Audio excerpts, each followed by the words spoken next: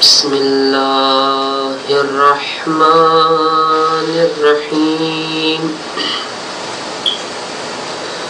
الحمد للہ رب العالمین والصلاة والسلام على اشرف الانبیاء والمرسلین حبیب الہ العالمین ابی القاسم محمد اللهم صل على محمد وآل محمد وعلى آل بیتہ الطیبین الطاہرین المعصومین المظلومین المنتجبین سیما بقیت اللہ فی الارضین روحی وارواح العالمین لہ الفدا ولعنت اللہ علی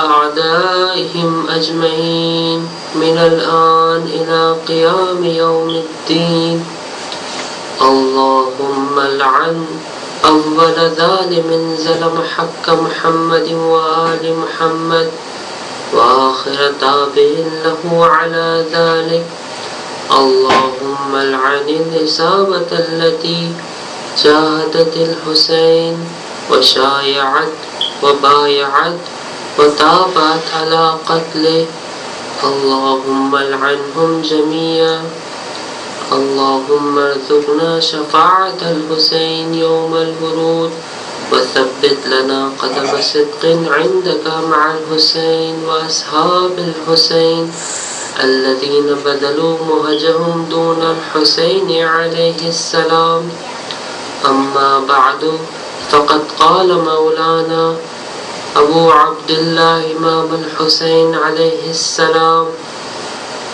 إن الناس عبيد الدنيا والدين لعق على ألسنتهم يهوتون ما درت معايشهم فإذا محسوا بالبلاء قل الديانون وقال مولانا أبو عبد الله إمام الصادق عليه السلام اللهم صل على محمد وآل محمد كان أمنا العباس نافذ البصيرة ایک بار درود بھیجیں محمد وآل محمد اللهم صل على محمد وآل محمد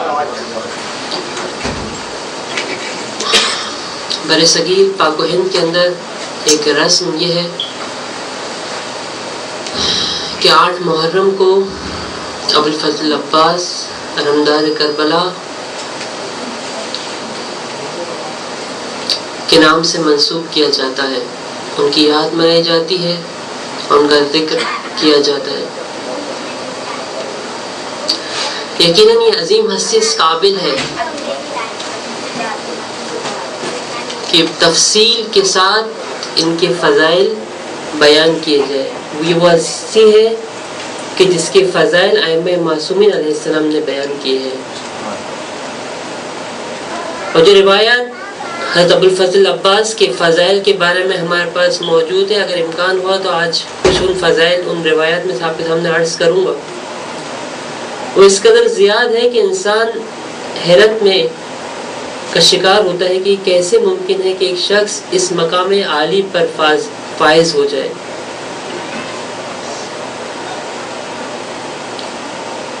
بس اس رسم کو جاری رکھتے ہوئے آج کوشش کروں گا کہ اپنے اس موضوع کو سمیٹتے ہوئے کچھ فضائل میرے مولا ابوالفضل عباس کے بیان کیے جائیں۔ فارسی میں ایک مصرع ہے، کہا جاتا ہے کہ ہرچہ خوبان ہمیں دارند تو تنہا داری۔ اس کا معنی یہ ہے کہ جو خوبیاں تمام لوگوں میں موجود تھی وہ تو تمہارے اندر تنہائی وہ تمام کی تمام خوبیاں موجود ہیں۔ اصحاب امام حسین کے اندر جتنی بھی خوبیاں میں اور آپ ذکر کرنا چاہیں اس کا اتم میں مصداق اور اعلیٰ ترین مصداق اگر آپ ہمیں دیکھنا چاہیں تو حضرت ابوالفضل عباس کے اندر ہمیں نظر آتا ہے۔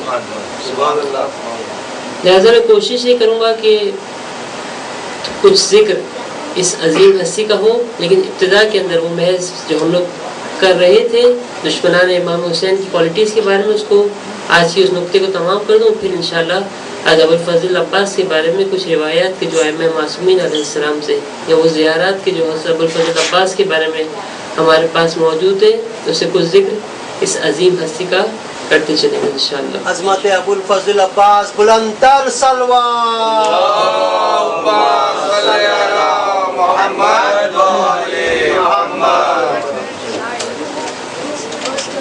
ان صفات اور ان کوالٹیز کے بارے میں گفتگو جاری تھی کہ دشمنان امام حسین علیہ السلام میں یا وہ افراد کے جو مخالف امام حسین یا امام حسین کے مقابلے میں آ کے کھڑے ہوئے، ان کے بارے میں ذکر کی جا رہی تھی. خلاصتاً دوبارہ سے عرض کرتا چلوں، جو صفات ہم نے یہاں پر ذکر کی اس میں سے حب دنیا، رضایت مخلوق کو خدا کی رضا پر ترجیح دینا، خدا اور معاد کو یا در حقیقت اپنے مبدا اور معاد کو فراموش کرنا، کہ جیسا کہ میرا مولا علی ابن ابی طالب بھی فرماتا ہے کہ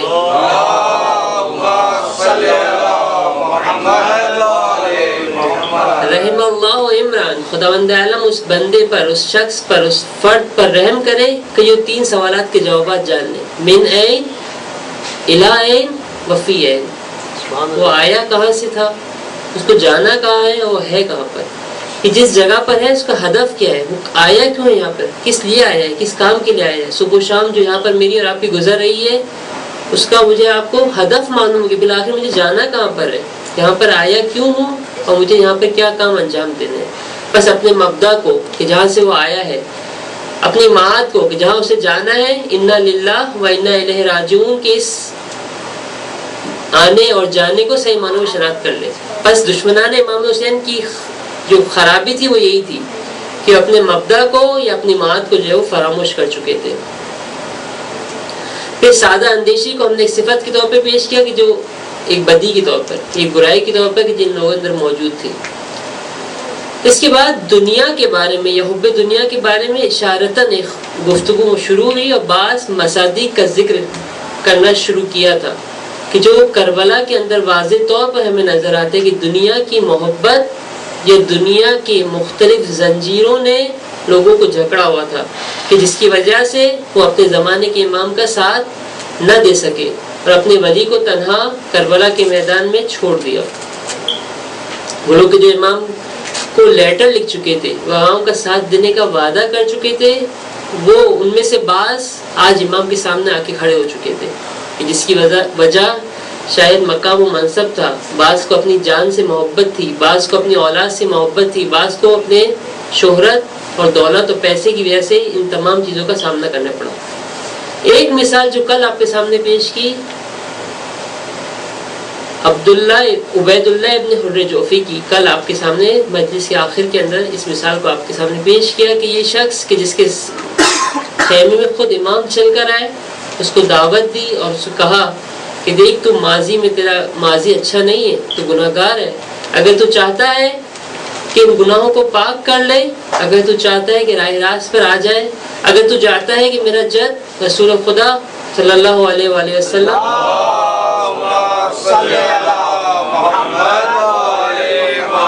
تیری بخشش کرے، تو آ، میں تیرے لیے ایک راستہ لے کر آیا ہوں، ایک امید کی کرن تیرے سامنے روشن ہو رہی، سے استفادہ کر. لیکن اس نے اس موقع کو ضائع کیا، اور روایات کے اندر ملتا ہے، تاریخی کتابوں میں ملتا ہے کہ آخری دم تک افسوس کرتا رہا کہ کاش میں نے حسین کی اس آواز پر لبیک کہا ہوتا اور میری نجات جو ہے وہ نجات کا سامان فراہم کر لیتا. لیکن پھر افسوس کا کوئی فائدہ نہیں ہے.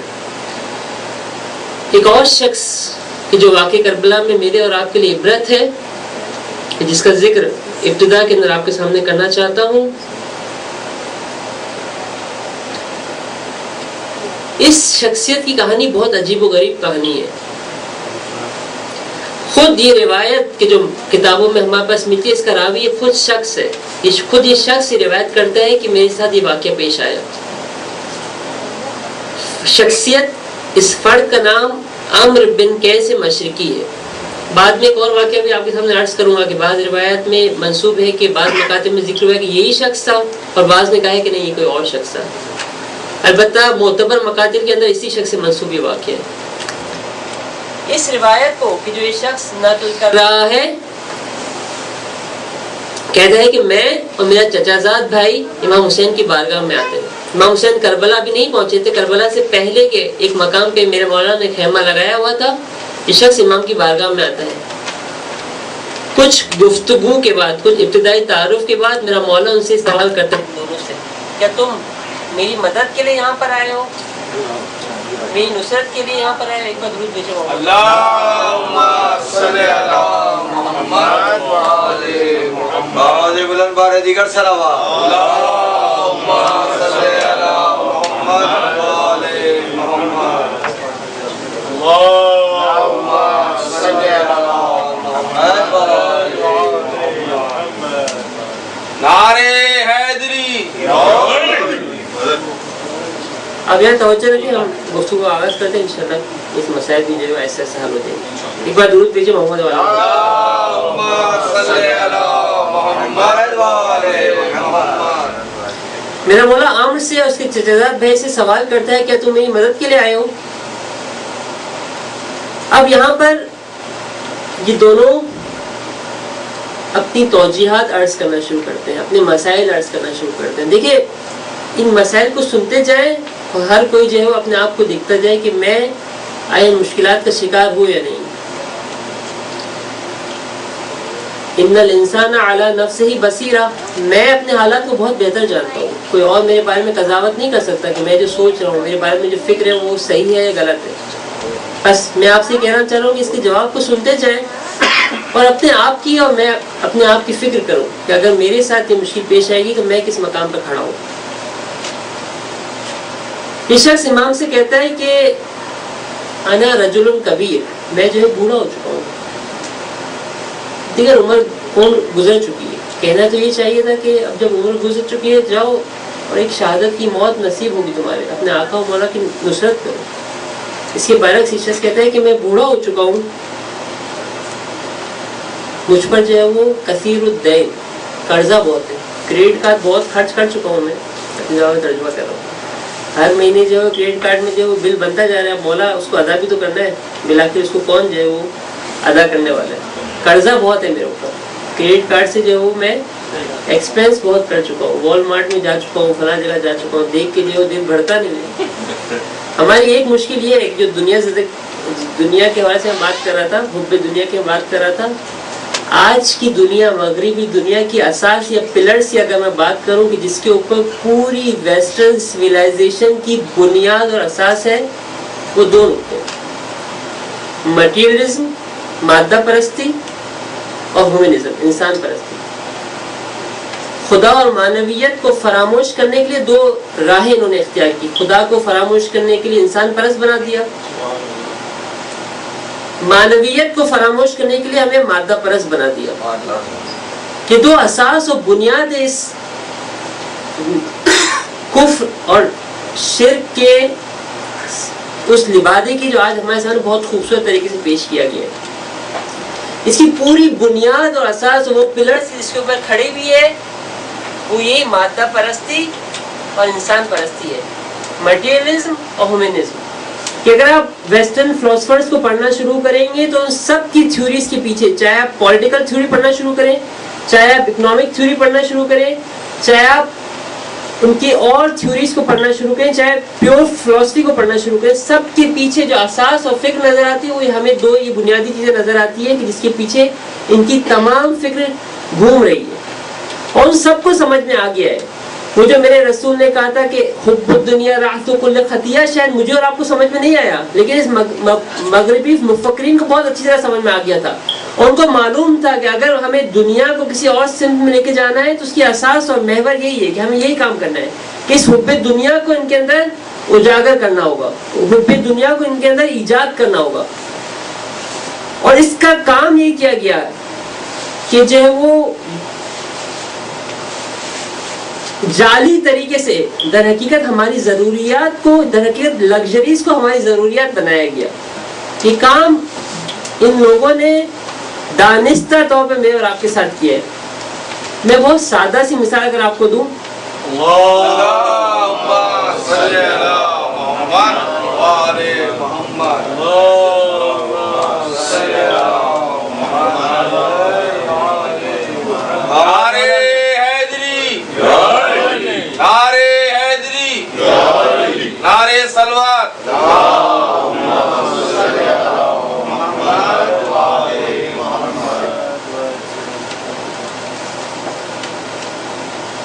اگر اس وقت آپ میں سے کسی کے جیب میں $100 ہو، ویسے تو ڈالر ہوتے نہیں، اب سب کے پاس کریڈٹ کارڈ ہوتا ہے، ٹھیک ہے، لیکن فرض کرتے ہیں کہ ہمارے پاس جو اس وقت $100 ہے کسی کے پاس.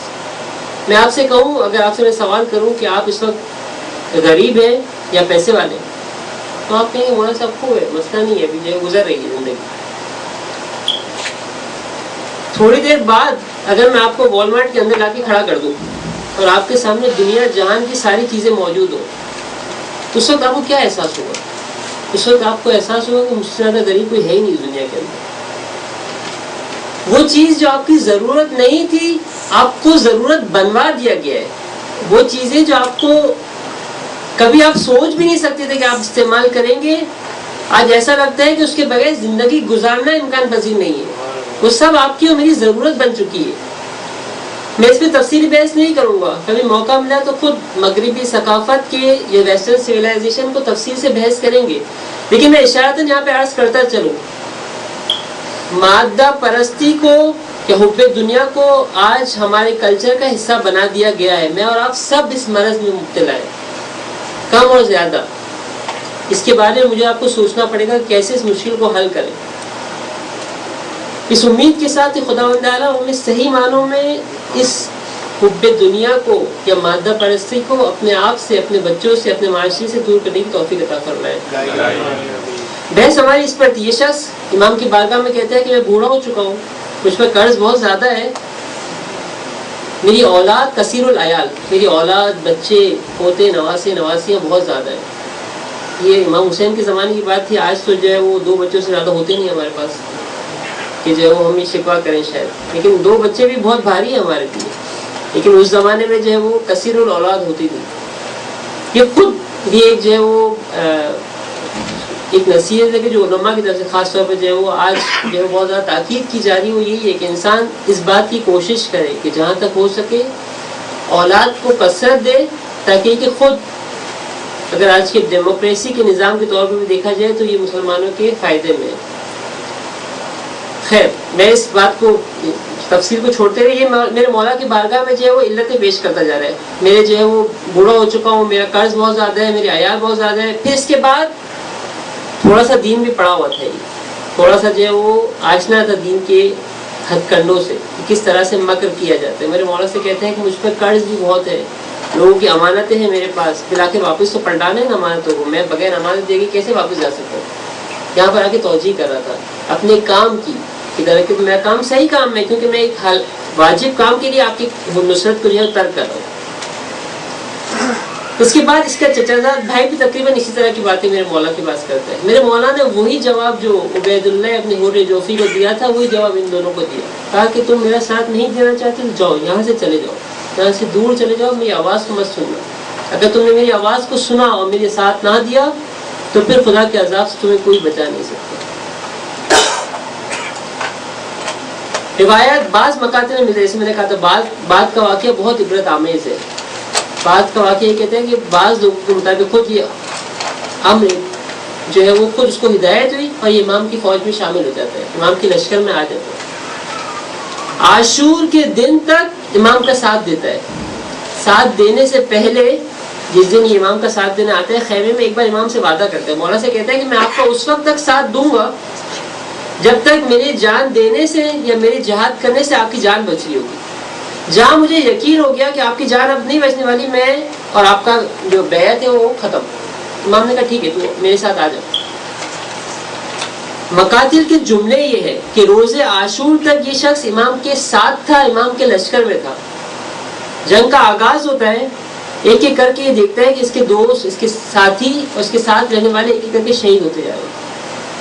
یہ خود روایت کرتے ہیں، کہتے ہیں کہ اب میں نے دیکھا کہ فقط 2 صحابی امام کے بعد شہید ہوئے تھے اور میں بچا ہوا تھا۔ اب یہ خود جہاد کرنے نکلتا ہے، امام کی بارگاہ میں جہاد کرتا ہے، امام کا ساتھ دینے کے لیے جہاد کرتا ہے، یہاں تک کہ ایک دشمن خدا کا ہاتھ کاٹتا ہے۔ میرا مولا تشویق کرتا ہے، میرا مولا اس کی تعریف کرتا ہے کہ خدا تجھے سلامت رکھے، خدا تجھے سلامت رکھے، تو میری خاطر، خدا کے ولی کی خاطر جہاد کر رہا ہے۔ لیکن اس کے ذہن میں اب آہستہ آہستہ یہ سوال پیدا ہو رہا ہے کہ بالآخر اب موت اس کو بہت نزدیک نظر آ رہی ہے، اب موت اس کے قدم جو ہے وہ لڑکھڑا رہے ہیں۔ اچانک سے اس کو یاد آتا ہے کہ میں نے اپنے آقا مولا سے وعدہ کیا ہوا تھا کہ اگر میری جان دینے سے آپ کی جان بچ رہی ہوگی تو پھر میں یہ کام انجام دوں گا، وگرنہ میں جو ہے وہ میری اور آپ کی بیعت ختم۔ اس موقع پر اب سوچئے تھوڑی دیر کے لیے کہ عاشور کا دن ایک بڑی تعداد اصحاب امام حسین کی بارگاہ میں شہید ہو چکی ہے۔ یہ پلٹتا ہے خیمے میں امام کے پاس، تو مولا سے کہتے ہیں مولا آپ کو یاد ہے جب میں نے آپ کی بیعت کی تو کیا وعدہ کیا تھا میرا آپ کے درمیان؟ امام نے کہا مجھے یاد ہے۔ کہتے ہیں مولا اس وقت میں نے آپ سے کہا تھا کہ اگر میرے جہاد کرنے سے آپ کی جان بچے گی تو میں آپ کا ساتھ دوں گا، ورنہ میری اور آپ کی بیعت ختم۔ امام نے کہا میں بیعت اس سے اٹھا لی، لیکن اتنا بتا دے کہ اب جائے گا کہاں پر؟ اب جو سچویشن کریٹ ہو گئی ہے وہاں سے بعد بھاگنے کا کوئی راستہ ہے یا نہیں ہے؟ یہ شخص پہلے سے آمادہ تھا اس بات کی، اس نے اپنا ایک خاص گھوڑا خیموں کے پیچھے باندھا ہوا تھا۔ اس نے کہا مولا اس کی آپ فکر نہ کرے، وہ میرا کام ہے۔ امام نے کہا جاتا ہے تو چلا جا، میں نے تجھ سے بیعت اٹھا لی۔ اس شخص کی بدبختی دیکھے کہ اس موقع پر یہ حسین کا ساتھ چھوڑ کے چلا جاتا ہے، فقط اپنی جان بچانے کے لیے،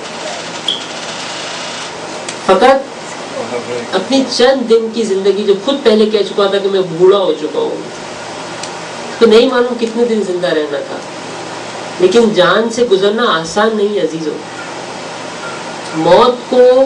موت کی تمنا کرنا آسان نہیں۔ قرآن میں یہودیوں سے خطاب کرے کہا، جب یہودی کہتے تھے کہ ہم اللہ کے بیٹے ہیں، فرزند خدا ہیں، جنت ہمارے لیے بنائی گئی، تو کہا کہ فتمنوا الموت ان کنتم صادقین، بس موت کی تمنا کرو، بس شہادت کو گلے لگاؤ۔ جناب قاسم کا وہ جملہ کل آپ کے سامنے عرض کیا، احلی من العسل۔ میرے مولانا نے پوچھا موت کو کیسا دیکھتے ہو قاسم؟ کہا احلی من العسل، شہد سے زیادہ شیرین ہے میرے لیے، اس سے بہتر، اس سے خوبصورت اور اس سے مزیدار چیز آج تک جو ہے وہ جناب قاسم نے نہیں چکھی۔ اس کو اتنا زیادہ محبت ہے موت کے ساتھ، موت سے گزرنا اتنا آسان نہیں ہے۔ امام کا یہ صاحب بھی جو تھوڑے دیر پہلے تک امام کا صحابی تھا، امام کا ساتھ چھوڑ کے چلا جاتا ہے، پھر اپنی کہانی خود لکھتا ہے کہ میں کس طرح سے فرار کیا میں نے وہاں سے، اور کس طرح سے جو ہے وہ دشمنوں کے نرگے سے نکلا اور اپنی جان میں نے محفوظ کی۔ لیکن عزیزوں ہدف وہی تھا، اس کے بارے میں گفتگو ہو رہی تھی کہ بعض اوقات یہ حب دنیا کی زنجیریں اور دنیا سے تعلق انسان کو اتنا سمدل کر دیتا ہے کہ اس موقع پر بھی اپنے زمانے کے امام کو اتنے واضح طور پر جب حقیقت کو دیکھ چکا تھا پھر بھی امام کا ساتھ نہیں دے پاتا اور اس موقع سے جو فرار کر دیتا ہے۔ ایک اور قصہ اور واقعہ اسی کربلا کے اندر، وہ شخص کہ جس کو میں اور آپ عبید اللہ ابن زیاد کے سپہ سالار عمر ابن سعد کے نام سے جانتے ہیں۔ یہ شخص کوئی معمولی شخص نہیں تھا۔ اگر آپ کو تاریخ کا آپ نے مطالعہ کیا ہو، یہ سعد ابن ابی وقاص کا بیٹا ہے، عمر ابن سعد۔ سعد جو ہے وہ سعد ابن ابی وقاص، سعد ابن ابی وقاص، جس کے بارے میں اگر تاریخ کی کتابوں کے اندر لکھا ہے کہ ایران پر جو مسلمانوں کے لشکر نے حملہ کیا اس کا سپہ سالار رسول خدا نے جس شخصیت کو بنایا تھا یہ سعد ابن ابی وقاص تھی۔ خلیفہ دوم نے مرتے وقت جس شورا کا انتخاب کیا اس میں جو شخصیات ہیں وہ کوئی معمولی شخصیات نہیں ہے۔ طلحہ، زبیر، یہ ساری شخصیات اس کے ساتھ سعد ابن ابی وقاص، پس ایک نامور شخصیت کا بیٹا عمر ابن سعد۔ اس کو فقط پیشکش یا کس چیز نے کی لالچ نے جو مجبور کیا کہ حسین کے سامنے کھڑا ہو۔ یہ سب جانتا تھا، نزدیک سے دیکھ چکا تھا علی ابن ابی طالب کو، یہ نزدیک سے جانتا تھا امام حسین اور امام حسن علیہ السلام کو، جس چیز نے اس کو مجبور کیا فقط ایک رائے کی حکومت نے. اس کو ابن زیاد نے پیشکش کی کہ میں تجھے رائے کی حکومت دیتا ہوں اگر تو حسین کے مقابلے میں آ کے کھڑا ہو جائے. یہ شخص رائے کی حکومت کی لالچ میں یہاں پر آ کے کھڑا ہوا. جب عمر ابن زیاد نے اس کو یہ پیشکش کی تھی تو اس نے کہا تھا کہ مجھے ایک رات کی مہلت دو کہ میں یہ سوچنا چاہتا ہوں کہ میں کام کروں یا نہ کروں. اس رات حق و باطل کی جنگ اس کے نفس کے اندر ہو رہی تھی. وہ یہ سوچ رہا تھا کہ میں رہ کی حکومت کو قبول کروں یا جنت کو. بالآخر یہ اس نتیجے پر پہنچا کہ جنت کریڈٹ ہے. کیش کی بات کرتا ہوں میں, یہ چیز مل رہی ہے اس کو لے لیتا ہوں, جو کریڈٹ ہے اس کو بھی چھوڑ دیتا ہوں. یہ تاریخ میں اس کا جملہ ہے کہ بہشت و جہنم کے وعدے ہیں, نہیں معلوم ہے یا نہیں ہے, نہیں معلوم حقیقت ہے یا نہیں ہے. وہ بولے جس کا وعدہ کیا گیا مجھے نہیں معلوم. وہ بہشت کی نہریں, یہ رہ کی نہریں تو ان کی نظر آ رہی ہے, وہاں کی کنیزیں تو مجھے کیش مل رہی ہیں, میں کیوں اس کو رد کروں. اس رہ کی حکومت نے اس کو مجبور کیا کہ اپنے زمانے کے امام کے سامنے کھڑا ہو گیا. لیکن دیکھیں اس کی پستی کتنی زیادہ ہے. ایک طرف میرا کریم مولا اور ایک طرف یہ پست لوگ, یہ ذلیل لوگ. شب عاشور میرا مولا عمر ابن حجاج کو بھیجتے ہیں, کہا کہ جاؤ عمر ابن سعد کو کہو کہ حسین اس سے بات کرنا چاہتا ہے. آخر دم تک میرے مولا نے مصباح الہدیٰ ہدایت کی اس رہنمائی کو چھوڑا نہیں. کوشش کرتے رہے کہ جہاں تک ممکن ہے ان لوگوں کو ہدایت کا راستہ دکھاتے رہے. عمر ابن سعد نے کہا کہ ٹھیک ہے میں گفتگو کرنے کو تیار ہوں. میرا مولا ابو الفضل عباس اور جناب علی اکبر کو ہمراہ لیتا ہے. 20 جوانوں کو اپنے ساتھ لیا اور عمر ابن سعد کے خیمے کی طرف بلکہ ایک نیا خیمہ بنایا گیا جہاں پر امام حسین اور ابن سعد کی جو ہے گفتگو ہونے والی تھی. خیمے کے اندر میرا مولا ابو الفضل عباس اور علی اکبر کے ہمراہ کیا. عمر ابن سعد حفص اپنے غلام کے ساتھ آتا ہے. اس موقع پر میرا مولا ایک ایک کر کے عمر ابن سعد کو کہتا ہے کہ اے عمر ابن سعد, کیا تو مجھے نہیں جانتا؟ اے عمر ابن سعد, ان نقطوں کو یاد کرتے ہیں جو میں اصحاب امام حسین کی کوالٹیز میں آپ کو بتا چکا ہوں, دشمنان امام حسین کی صفات میں آپ کو بتا چکا ہوں. اے عمر ابن سعد, کیا تو خدا پر یقین نہیں رکھتا؟ اے عمر ابن سعد, کیا تو یہ یقین نہیں رکھتا تجھے اس دنیا سے پلٹ کر واپس جانا ہے؟ یہ ساری باتیں سننے کے بعد عمر ابن سعد کا جملہ یہ ہے کہ سب کچھ جانتا ہوں, سب کچھ جانتا ہوں, لیکن کوفے میں میرا ایک گھر ہے اور مجھے ڈر یہ ہے کہ اگر میں آج آپ کا ساتھ دے دوں تو ابن زیاد میرے اس گھر کو نابود کر دے گا. میرا مولا کہتے ہیں کہ تیرا گھر میں خود بناؤں گا, تیرا گھر حسین اپنے پیسوں سے جو بنائے گا واپس. اب بول کیا مشکل ہے میرے ساتھ. کم مولا میرے بچے اور میری بیوی کوفے کے اندر ہیں, ان کی جان کو خطرہ ہے, ان کو مار دیا جائے. کہا ان کی جان کی ضمانت میں دیتا ہوں. ساری زنجیریں میرا مولا ایک ایک کر کے ہٹاتا جا رہا تھا تاکہ کل کو عذر نہ کرے کہ میں ان چیزوں کی وجہ سے حسین کا ساتھ نہ دے سکا. مولا نے کہا دنیا کی خاطر تو کرتا ہے, دنیا بھی میں نے تجھے دی, اس دنیا کی خاطر تو کر رہا ہے, یہ دنیا بہانہ کر رہا ہے. فقط تیرا نفس ہے جو تجھے مجبور کر رہا ہے باطل کا ساتھ دینے کو, اور تیرا نفس ہے جو حسین کے خلاف کھڑا ہوا ہے. ان سب بہانوں کو چھوڑ. ایک ایک کر کے چھوڑتا گیا, ایک ایک کر کے عرض کرتا گیا, میرے مولا ہر ایک کا جواب دیتا گیا. اس موقع پر عمر ابن سعد نے جب اس کے بعد بھی انکار کیا تو پھر میرے مولا نے کہا وہی لگا یا سر ابن سعد, تجھ پر خداوند عالم کی رحمت نہ ہو عمر ابن سعد. اور پھر میرے مولا نے اس کی عاقبت اس کو بتاتی چلی. جس رے کی حکومت کی خاطر تو کام انجام دے رہا ہے وہ تجھے نصیب ہونے والی نہیں ہے. اور پھر میرے مولا نے بد دعا کی کہ تیری موت تیرے بستر خواب میں, جس بستر پہ تو سوتا ہے اسی میں تیری موت ہونے والی. اور پھر اس کے بعد میرے مولا نے چند اور بد دعائیں کی جو سب کی سب صدق ہوئی. فرمایا جب مختار نے سب سے انتقام لینا شروع کیا, تاریخ میں واقعات موجود ہے کہ عمر ابن سعد کو رے کی حکومت میں نصیب نہیں ہوئی. عمر ابن سعد کے بارے میں ملتا ہے جب یہ عمر ابن زیاد کے پاس گیا تھا رے کی حکومت طلب کرنے کے لیے, کہا کہ میں نے جو کچھ تم نے کہا تھا میں نے کر دیا, اب رے کی حکومت دے. ابن زیاد کا جملہ یہ تھا کہ وہ جو میں نے تجھے نامہ دیا تھا کہ حسین کو قتل کرنے کا لیٹر دیا تھا وہ مجھے واپس کر دے. عمر ابن سعد کو یقین تھا کہ اگر میں نے لیٹر واپس کر دیا تو میرے پاس کوئی جواب نہیں رہے گا کہ میں نے حسین کو کیوں قتل کیا. سب کے سب میرے ذمہ لگا دیں گے جنہوں نے کیا بھی. یہ تاریخ کے اندر خطبات میں ملتا ہے ابن زیاد کی اور یزید کی کہ انہوں نے کہا یہ تو عمر بن سعد نے کہ ہم نے کام انجام نہیں کہا. ہم نے کہا تھا یہ کام انجام دینے کو. عمر بن سعد اس دن سے ڈر رہا تھا. جب اس نے واپس نہیں کیا تو ابن زیاد نے اس کو رہ کی حکومت دینے سے انکار کر دیا. اس وقت پلٹتے ہوئے یہ کہتا ہے کہ بدبخت ہے عمر بن سعد جس نے اپنی دنیا اور آخرت دونوں کو گوا دیا. نہ دنیا ملی نہ آخرت ملی. اس در کو چھوڑ کے جانے میں نہ دنیا ہے نہ آخرت ہے. کچھ بھی نہیں ملنے والا. دنیا جو ظاہر میں آپ کو اور مجھے ملے گی وہ بھی ایسی دنیا ملے گی جو بالآخر آپ کو ہر وقت کسی اور دنیا کی طلب اور پیاس آپ کے اندر باقی رہے گی.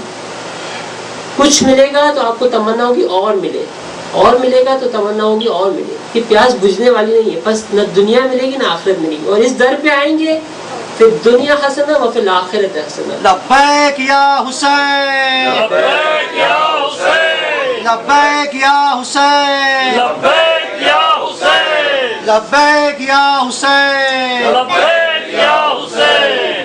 نعرے حیدری, یا علی, نعرے صلوات. اللہم صلی علی محمد و آل محمد. اس حب دنیا کے حوالے سے کچھ آخری عرائض ہے کہ انشاءاللہ شب عاشور کی گفتگو میں اس کو جمع کرنے کی کوشش کریں گے.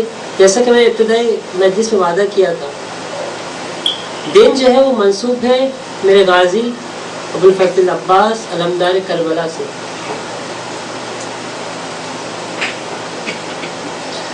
اس شخصیت کا ایک لقب باب الحوائج ہے.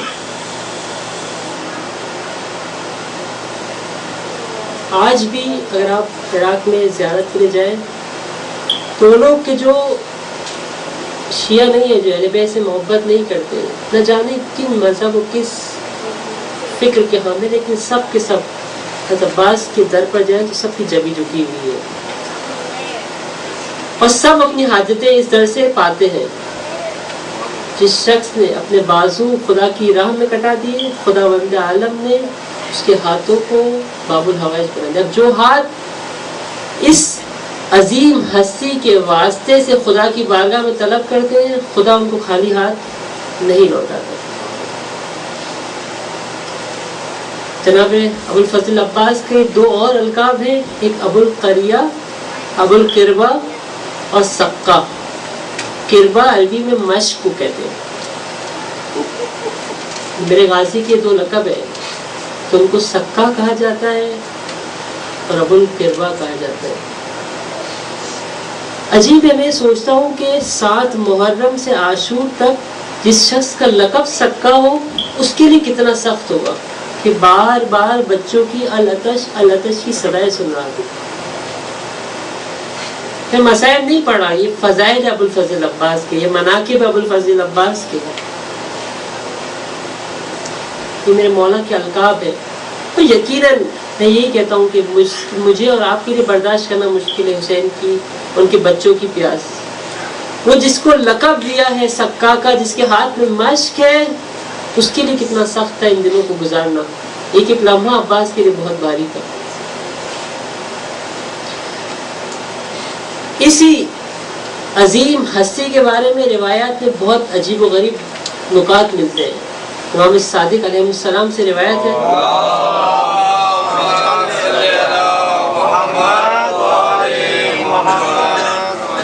تو میں نے سرنامہ کلام میں بھی آپ کے سامنے عرض کی. یہ صفت ہے کہ جو اصحاب امام حسین میں تھی اور بطور عدم ابوالفضل عباس کے اندر موجود تھی. میرا مولا کہتا ہے کانا امن العباس نافذ البصیرہ. میرا مولا عباس بصیرت اور شناخت کے کمال پر موجود تھا. امام علی علیہ السلام اپنے خطبے میں فرماتے ہیں کہ ما يحمل هذا العلم الا اهل البصر والصبر والعلم بمواضعه. یہ جو اہل بیت کا علم ہے, جو ولایت کا علم ہے, یہ جو امامت کا علم ہے, یہ ہر ایک کی بس کی بات نہیں ہے. یہ علم, یہ ابوالفضل عباس کا علم, یہ ہر ایک کو حق نہیں ہے اس کو ہاتھ لگانے کا. کس کو حق ہے؟ کون جو ہے وہ اہل بیت کا ساتھ دے سکتا ہے؟ کون آخر دم تک اہل بیت کے ساتھ رہ سکتا ہے جس کے اندر یہ 3 خصوصیات موجود ہو, بصیرت, صبر اس کو استقامت کے معنی کیے جاتے ہیں، اور علم اور شناخت ہو، اس کو معرفت ہو کہ کیا کام کرنا ہے اور کب وہ کام کو انجام دینا ہے۔ ابوالفضل عباس کی بصیرت سننا چاہتے ہیں؟ حضرت ابوالفضل عباس کی والدہ ام البنین کا جس قبیلے سے تعلق تھا، اس قبیلے کا نام تھا بنی کلاب۔ اسی قبیلے سے چند افراد دشمن کی فوج میں شامل تھے، اس میں سے مشہور ترین خود شمر۔ شمر کا تعلق بھی بنی کلاب سے تھا۔ اس زمانے میں قبیلوں کے حوالے سے انسان وہ لوگ جو ہے وہ بہت زیادہ حساس تھے کہ ہمارے قبیلے کے لوگ ہمارے ساتھ ہیں۔ مقاتل کا جملہ یہ ہے کہ روز عاشور شمر ایک امان نامہ لے کر آتا ہے خیام حسینی کے پاس۔ یہ امان نامہ اس نے ابن زیاد سے پہلے سے لے چکا تھا، کیونکہ اس کو معلوم تھا کہ ابوالفضل عباس کے جو میری پھوپھی کی بیٹی سے تعلق ہے، ان کا بیٹے ہیں ام البنین کے، کہ جو بنی کلاب سے تعلق تھا، ان کی نجات کے لیے میں ابھی سے امان نامہ لکھوا لوں۔ روز عاشور یہ آتا ہے خیام حسینی کے پاس اور اعلان کرتا ہے کہ میری پھوپھی کے بیٹے کہاں پر ہے، آؤ میں ان کے لیے امان نامہ لایا ہوں۔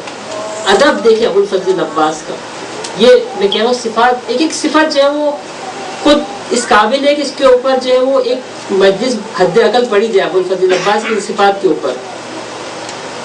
میرے مولا کا ادب اور احترام دیکھیں، حسین کی بارگاہ میں موجود ہے، شمر ملعون کہتا ہے کہ میرے پھوپھی کی بیٹی کہاں پر ہے، ابوالفضل عباس جواب نہیں دیتے۔ حسین ابوالفضل عباس کی طرف دیکھ کر کہتے ہیں کہ عباس تمہیں کوئی بلا رہا ہے، اس کا جواب دو، چاہے وہ انکان و فاسق ہے، گرچہ وہ فاسق ہے، ان کی بات کا جواب دو، سنو کیا بول رہے ہیں۔ جب آقا کا حکم ملا تو یہ غلام آگے بڑھتا ہے، کہا بولو کیا بولتے ہیں۔ کہا عباس تمہارے لیے اور تمہارے بھائیوں کے لیے، ام البنین کے چاروں بیٹوں کے لیے میں امان نامہ لکھ رہا ہوں، اگر حسین کا ساتھ چھوڑ دو اور اس طرف آ جاؤ تو تمہاری امان ہے۔ یہ صاحب بصیرت ابوالفضل عباس کا جواب سنیے، کہتا ہے لعن اللہ لکا ول امانک، خداوند عالم لعنت کرے تجھ پر اور اس امان نامے پر جو تو میرے لیے لایا ہے۔ میرا مولا کہتا ہے کہ تو ام البنین کے لیے فرزندوں کے لیے امان نامہ لایا ہے، اور رسول کا بیٹا اس کے لیے کوئی امان نہیں ہے، اس کے لیے کوئی امان نہیں تمہاری نگاہ کے اندر۔ اس امان نامے کوئی ارزش نہیں ہے میری نگاہ کے اندر، جاؤ اس امان نامے کو لے جاؤ۔ ابوالفضل عباس اپنے آقا و مولا کا ساتھ نہیں چھوڑے۔ یہ ہے بصیرت، یہ ہے شناخت میرے آقا و مولا کی، ابوالفضل عباس کی۔ بعض زیارتوں کے اندر آپ ہمیں پڑھتے ہیں کہ میرا مولا امام صادق علیہ السلام سے زیارت امام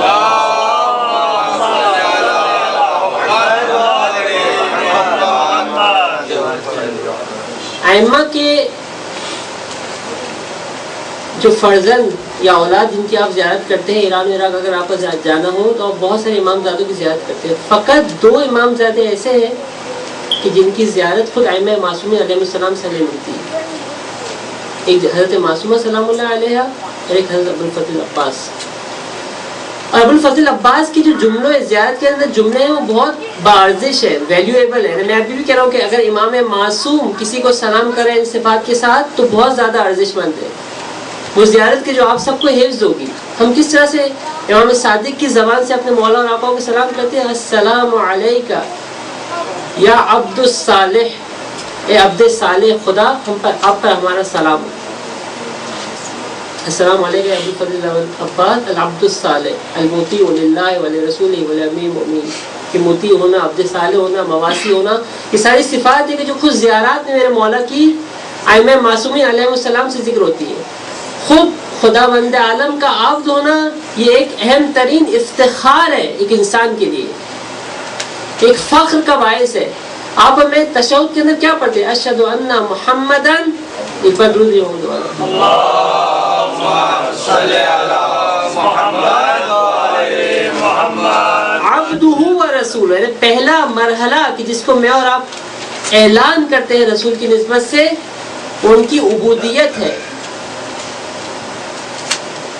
اب قرآن کے اندر جگہ بار بار جب انبیاء علیہ السلام کا ذکر آتا ہے تو خداوند عالم نے جس ٹائٹل سے ان کو معرفی کیا ان کی عبودیت تھی، ان کا عبد ہونا تھا. یہاں پر امام معصوم حضرت عباس کو عبودیت سے خطاب کر رہے ہیں کہ واقعتاً یہ عبد صالح خدا تھا. خود صالح ہونا ایک بہت بڑا مقام و منزلت ہے. سورہ عالم میں اور آپ پڑھتے ہیں کہ خداوند عالم صراط الذین انعمت علیہم، خداوند عالم ہمیں اس راستے پر قائم رکھ کہ جن پر خدا نے اپنی نعمتیں نازل کی. ایک اور آیت کے اندر خداوند عالم نے خود قرآن کے اندر تفسیر کی ہے کہ انعمت علیہم کون ہے، وہ کون لوگ ہیں کہ جن کے اوپر خدا نے اپنی نعمتیں نازل کی ہیں. اس کے اندر ذکر کیا گیا کہ نبیین و شہداء و صدیقین و صالحین، کہ صلحاء اس مقام کے اوپر ہے کہ جو خداوند عالم نے خاص طور پر اس افراد میں ذکر کیا ہے جس کے اوپر اپنی نعمتیں نازل کی. بس یہ مقام سادہ نہیں ہے، مقام عادی نہیں ہے. امیر المومنین علی ابن ابی طالب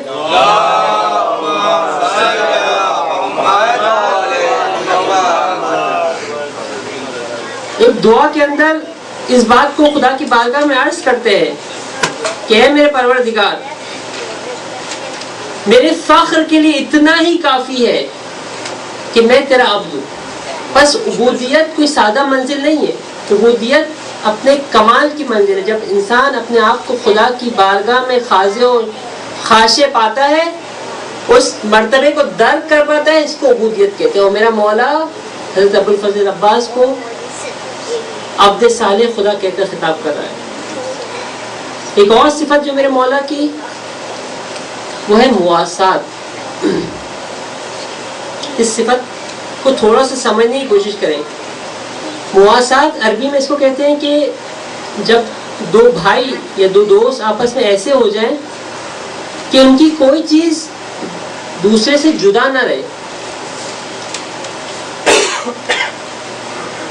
میں آپ سے اتنا نزدیک ہو جاؤں، میں اپنے بھائی سے اتنا نزدیک ہو جاؤں، اتنا قریب ہو جاؤں کہ مثلا اگر میں اس کی جیب میں اس کے پیسے اگر وہاں پڑے ہوں، میں اس کے پیسے اٹھا کر استعمال کرنا شروع کر دوں، کل کو آ کے وہ مجھ سے سوال نہ کرے کہ تم نے پیسے کہاں استعمال کی، کیسے استعمال. اس کو بھی معلوم ہے کہ میں جس راستے میں استعمال کروں گا وہ صحیح راستہ ہے، اور مجھے بھی معلوم ہے اس کے پیسے کہاں استعمال کریں. اس قدر میں اور وہ آپس میں نزدیک ہو جائے، ہماری فکر اتنی زیادہ نزدیک ہو جائے.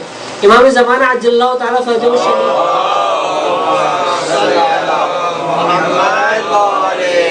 کہ اصحاب کی کوالٹیز میں سے ایک یہی ہے کہ وہ آپس میں اتنے زیادہ نزدیک ہوں گے کہ ان کی فکر، ان کی سوچ اتنی زیادہ نزدیک ہوگی کہ وہ ایک دوسرے کی اشیاء کو استعمال کرتے ہوئے یہ سوچیں گے نہیں کہ میری چیز ہے یا اس کی چیز ہے، ان سب کی چیزیں آپس میں مشترک ہو چکی ہوں گی. مواسات اس درجے کا مرحلہ ہے. حضرت امام جعفر صادق علیہ السلام سے زیارت ہے،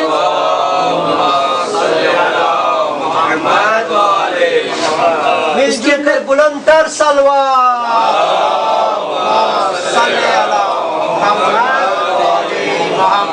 اس کے اندر حضرت ابوالفضل عباس کو یہ کہا گیا کہ امام حسین کے ساتھ انہوں نے مواسات کی، یعنی امام حسین کی ہر ان کی غم کو اپنا غم سمجھا تھا، ان کی خوشی کو اپنی خوشی سمجھی.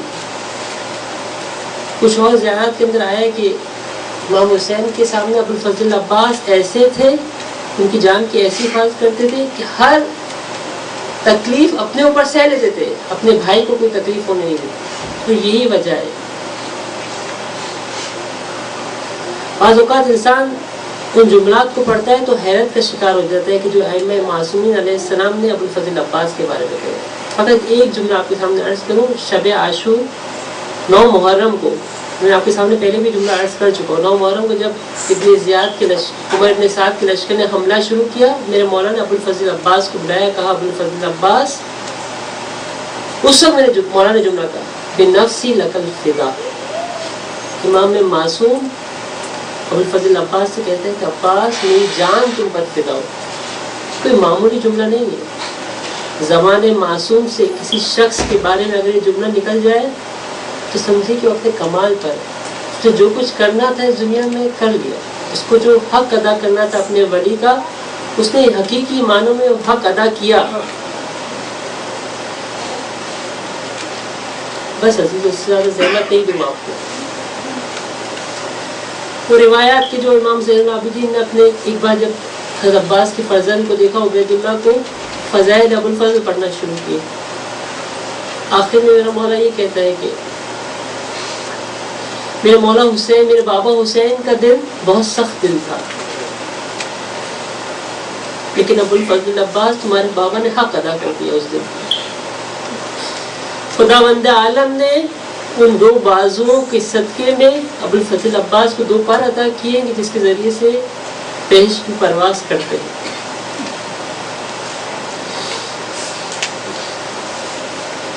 سکائے کربلا کا ذکر ہے۔ کربلا کی سرزمین پر اس وقت الاتش الاتش کی صدائیں بلند ہو رہی ہیں۔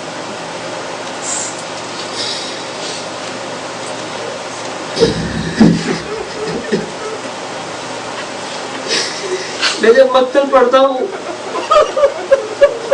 سوچا علی اکبر کی شہادت ہوئی، حسین اکبر کے جنازے پہ گئے تھے، قاسم کی شہادت ہوئی، حسین قاسم کے جنازے پہ گئے۔ میں سوچتا تھا کہ ابو الفضل عباس کیوں نہیں جاتے تھے خیموں سے، کیوں نہیں جاتے تھے شہداء کے جنازے اٹھانے کے لیے، کیوں نہیں جاتے تھے حسین کی مدد کرنے کے لیے؟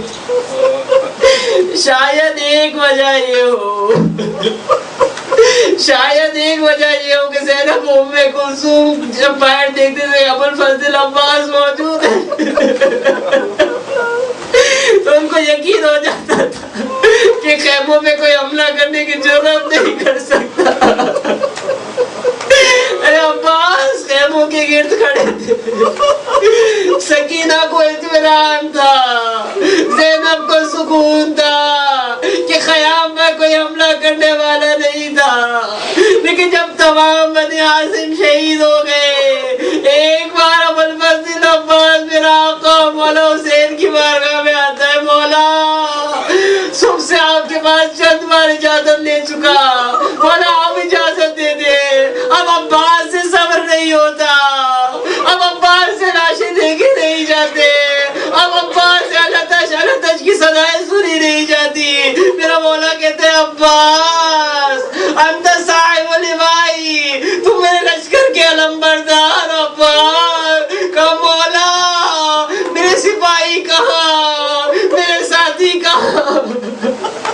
میرے مولا کہتے ہیں عباس جاؤ، صرف تمہیں اجازت اتنی ہے کہ پانی لے کر آ جاؤ ان بچوں کے لیے۔ بعض روایت کے مطابق شدت امتیاز اتنی زیادہ تھی کہ مولا حسین کہتے ہیں کہ عباس چلو ہم دونوں ساتھ چلتے ہیں اور بچوں کے لیے پانی کی سبیل کرتے ہیں۔ ان روایات کے مطابق یہ دونوں بھائی جنگ کے لیے نکلتے ہیں۔ ایک بار دشمن نے دونوں بھائیوں کو جدا کیا، ابو الفضل عباس نہر فرات پر پہنچے، گھوڑے کو پانی کے قریب لائے، مشک کو بھرا، چلو میں پانی لیا، مجھے نہیں معلوم عباس نے کیوں پانی کو زمین پر پھینک دیا۔ لیکن بعد کے جملے میرے مولا کی جو شعر میرا مولا پڑھتا ہے اس میں یہ کہہ رہا ہے، اے نام تو حسین کے بعد زندہ رہ کے کرے گا کیا؟ ارے حسین موت کے نزدیک ہے اور تو پانی پینا چاہتا ہے۔ یہ کہہ کر مشق کو لے کر یہ علمدار سکائے کربلا خیام حسینی کی طرف بڑھنا شروع ہوا۔ دشمنوں نے گھیرا تنگ کیا، ایک بار ایک دشمن نے حملہ کیا، میرے مولا کا داد زمین کربلا پر آ گیا۔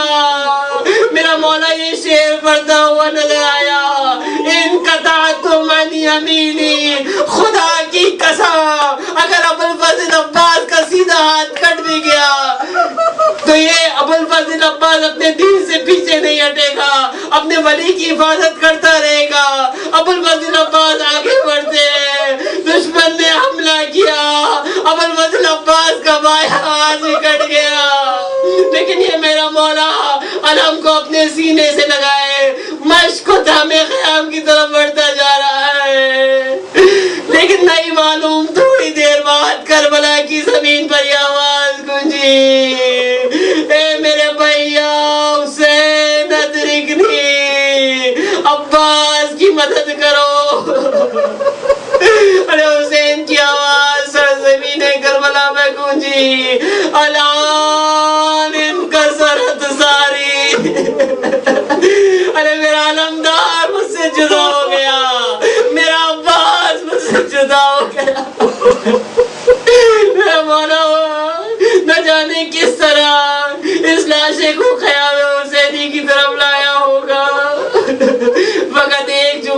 सामने अर्ज करूं, रिवायात में मिलता है कि जब मदीने में खबर मिली, उम्मुल मोमिनीन को खबर मिली कि काफिला आया है वहाँ पे, उम्मुल मोमिनीन उस शायर के पास आती है, मस्जिद के पास, और एक सवाल करती है, मुझे इतना बता दे आया हुसैन जिंदा है या नहीं।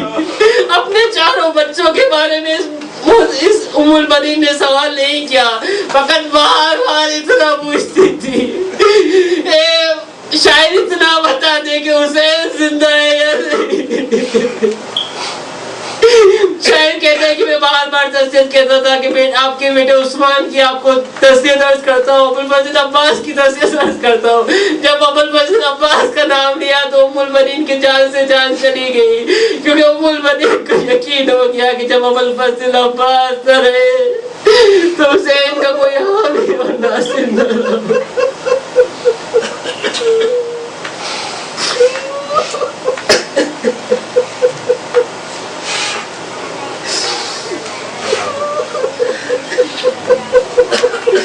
فسيعلم الذين ظلموا وهي منقلب ينقلبون باسمك العظيم الأعظم العز الأجل الأكرم يا الله يا الله يا الله يا الله يا الله يا الله يا الله يا الله يا الله يا الله درجہ ہے تو باب الحوائج عباس کا واسطہ ان بازوں کا واسطہ جس ذریعے اس باوفا نے اپنے آقا کی بارگاہ میں نثار کیے،